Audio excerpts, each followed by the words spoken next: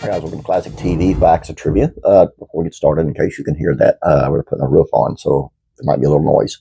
I apologize. Jim Carrey, not one of my favorites, but he'd make you laugh, to star in the new Jetsons film. But do you remember the failed 1990 adaptation? Jim Carrey is reportedly in talks to star in a live-action Jetsons movie directed by Jurassic World Dominion's Colin Trevorrow, according to Variety. If Carrey does take on the role, he'll have some very big space shoes to fill. Not just because George Jetson is one of the most famous animated characters of all time, but because the Jetson family's last foray to the big screen did not go well at all. In fact, the 1990 film Jetsons, the movie, was so critically savage that no new media featuring the futuristic family was released for more than 25 years after. One of the early Hanna-Barbera series, the Jetsons, first aired in 1962. The space-dwelling counterpart to the animation studio's ultra-popular Flintstones. Though the original series ran for only one season in prime time, it found a second life on Saturday morning rerun. The reruns picked up steam through the 70s and 80s, resulting in two brand new seasons of the show, produced in 85 and 87. The new seasons, plus the success of 1987's made-for-TV crossover The Jetsons Meet the Flintstones, it seemed like the time was right to have the Jetsons go to the big screen. However, the film was immediately beset by problems, beginning with the fact that all the core vocal actors were over 60 years old and struggling with health issues. Dawes Butler, who voiced Elroy, died shortly before filming began. Voice acting legend Mel Blanc, who played Mr. Spacely on the original show, died during the film's production. George O'Hanlon, who voiced George Jetson, was in such precarious health that he would only record lines for an hour at a time and suffered a stroke while in the recording booth. He died hours after recording his final lines for the film. It was also the final film directed by William Hanna and Joseph Barbera, who died in 2001 and 2006, respectively. In search of a star who would appeal to a more youthful demographic, producers decided to replace Janet Waldo, the original Judy Jetson, after she had recorded all her dialogue, a situation that led voice acting director Andre Romano to attempt to have her name removed from the final film.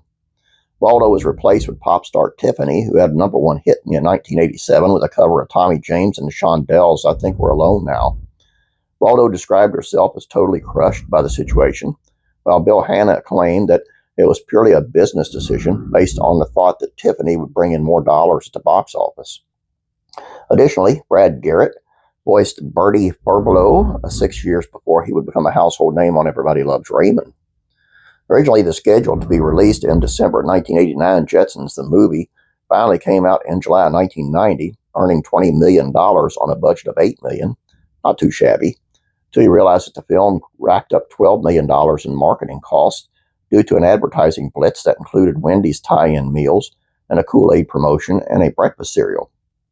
The film was also savaged by critics. The New York Times proclaimed that the main thing separating the movie from the show that inspired it was that it was longer, while Roger Ebert called it one of the 10 worst movies of 1990, an honor shared with films like Ghost Dad and Prince's Graffiti Bridge, saying that it showed no imagination whatsoever. The chaos off-screen and lackluster results at the box office were enough to put the Jetson family to rest for 27 years. They didn't appear in a new major film or series until 2017's The Jetsons and WWE Robo WrestleMania, a collaboration with the WWE. It's just sad. I mean, all that was happening during it, with everybody passing away and having strokes. And, it's just, I would have canceled the whole thing. But even if that didn't happen, to replace Janet Waldo, who is just tremendous voice actress, after she'd done all her work, and then replace her with somebody else just because his kid has a one-hit wonder, has a hit, and he thinks I'm bringing money. I don't know. I hope this one goes over well. I'm not a huge Jim Carrey fan. He will make you laugh, but I hope this does go over well. And my problem with Jim Carrey is he overacts in movies and stuff. He's a very funny guy, but he overacts. Maybe that's what they want him to do. I don't know, but I hope he doesn't do it in the Jetsons. Anyway, all I got for you guys. I hope you enjoyed this. Please don't forget to subscribe. Please like this video. I appreciate it. You have a great, great, great, great day. God bless you, and I'm praying for you.